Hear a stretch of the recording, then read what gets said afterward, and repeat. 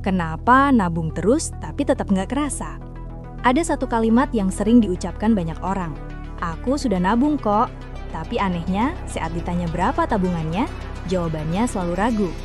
Ada yang bilang sedikit, ada yang bilang nggak tahu pasti. Padahal menabung sudah dilakukan bertahun-tahun. Setiap bulan selalu ada niat menyisihkan uang, tapi hasilnya tidak pernah terasa signifikan. Saat ada kebutuhan mendadak, tabungan langsung habis. Lalu siklus dimulai lagi dari nol. Pertanyaannya sederhana, kalau sudah rajin menabung, kenapa hidup tetap terasa berat dan tidak pernah benar-benar aman secara finansial? Masalahnya bukan pada kebiasaan menabung, tapi pada cara menabung itu sendiri. Banyak orang menabung tanpa tujuan, tanpa sistem, dan tanpa perlindungan. Tabungan bercampur dengan uang harian. Hari ini ditabung, besok diambil lagi karena ada diskon, ajakan nongkrong, atau kebutuhan kecil yang terasa mendesak. Secara teknis, uang memang pernah ditabung, tapi tidak pernah benar-benar diam. Inilah alasan kenapa tabungan terasa tidak bertambah. Bukan karena kurang disiplin, tapi karena tabungan tidak diberi peran yang jelas dalam cash flow. Suatu hari, seseorang menyadari hal ini saat melihat mutasi rekeningnya. Ada banyak transaksi keluar masuk, termasuk dari rekening yang dia sebut tabungan. Tidak ada batas yang jelas antara uang masa depan dan uang hari ini. Dari situ dia sadar, selama ini dia tidak pernah benar-benar menabung. Dia hanya memindahkan uang sementara. Kesadaran ini cukup menyakitkan, tapi juga membuka mata. Dia mulai bertanya, bagaimana caranya agar uang yang ditabung benar-benar bertahan dan tumbuh, bukan sekedar numpang lewat di rekening. Masalah utama tabungan yang tidak terasa adalah karena tidak adanya sistem cash flow yang memisahkan fungsi uang. Orang yang tabungannya terasa biasanya memperlakukan tabungan sebagai pos yang tidak boleh diganggu.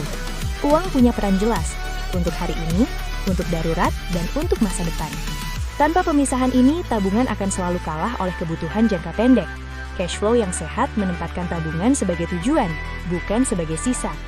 Begitu peran uang jelas, perilaku kita otomatis ikut berubah.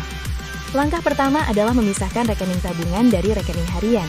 Jangan hanya memisahkan di catatan, tapi secara fisik. Rekening tabungan sebaiknya sulit diakses, tidak terhubung langsung dengan kartu debit utama. Tujuannya sederhana, menciptakan jeda antara keinginan dan tindakan. Saat uang tidak mudah diambil, kita akan berpikir dua kali. Ini bukan soal tidak percaya diri sendiri, tapi soal membangun sistem yang membantu kita disiplin, bahkan saat emosi sedang tidak stabil. Langkah kedua adalah memberi tujuan yang jelas pada tabungan, bukan sekedar untuk masa depan, tapi spesifik, dana darurat, pendidikan, atau kebebasan finansial. Uang yang punya tujuan lebih sulit untuk diambil sembarangan. Selain itu, biasakan menabung di awal, bukan di akhir. Sekecil apapun jumlahnya, konsistensi jauh lebih penting. Dengan tujuan yang jelas dan waktu yang cukup, tabungan tidak hanya terasa, tapi mulai memberi rasa aman yang nyata.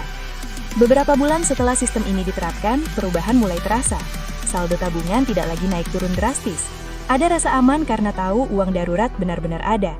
Saat godaan datang, keputusan menjadi lebih rasional.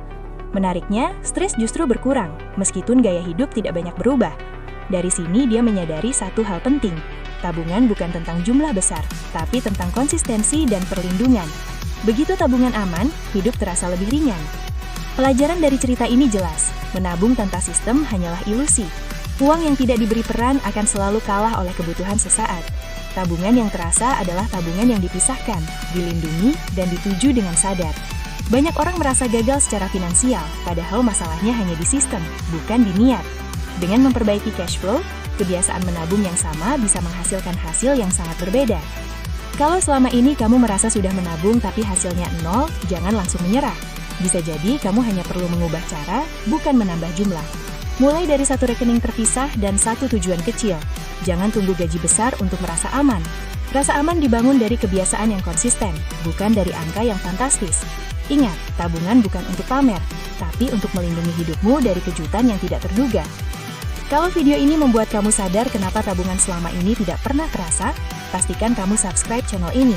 Di video selanjutnya, kita akan bahas cicilan kecil yang terlihat ringan, tapi diam-diam bisa menghancurkan cash flow. Tulis di komentar, apakah kamu punya rekening tabungan terpisah atau masih bercampur dengan uang harian? Diskusi kamu bisa membantu banyak orang lain yang sedang memperbaiki keuangan mereka.